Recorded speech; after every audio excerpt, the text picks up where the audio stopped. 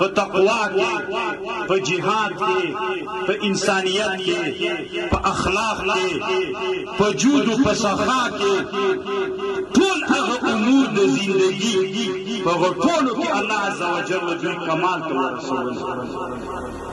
ولی کمال ته ورسېدل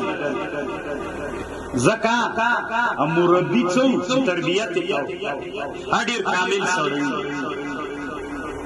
هو الذي بعث في الأميين رسولا منهم الله بدي أميانو كي دمكي خلق أميانو هيت شيء نوزدا لكا مورنا چه سڑي پیدا سی هيت شيء نوزدا من پا فلسفه کی دي مرتبه دا عقل حيولاني مرتبه وي هيت شيء نوزدا حيولا دا صورت جسمي او صورت نوعي دورنا مبراوي پا دي مرتبه کی نوي دا صورت جسمي او صورت نوعیه و مرسلنی ندغه مرتبه کیو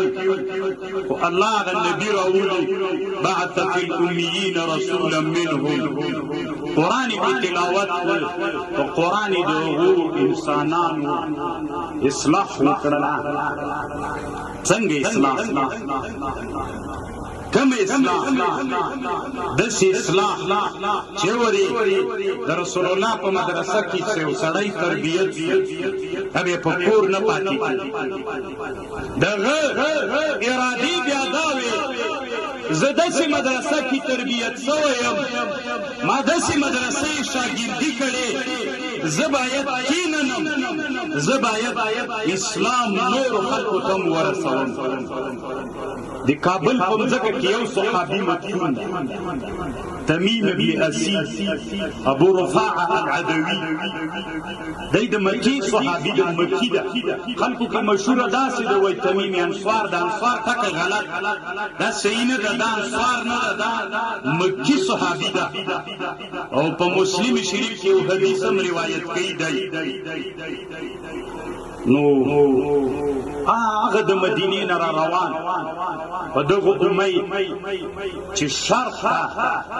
او د هند په سرحداتو کې یو ځای د کابل نومیږي او د هغې خلک بت پرستان دي او د هغوی اسلام دین نه ده رسېدلی او یوه ډله انسانان را روان سول او د اسلام بیرغ ورسره سو له کورونو نه راووتل او په دغه خاوره باندې خپل ځواني او جسد چې الله دته نعمت ورکړي امانت هغه د کابل په خاوره باندې الله د خپل امانت وسپاره د پلرونو د اولادونو د زمنو د لمسیانو نه لرې دلته د کابل په مځکه باندې پروت او جسد یې چې الله امانت ورکړي دلته وسپاره د هغې مدرسې شاګردان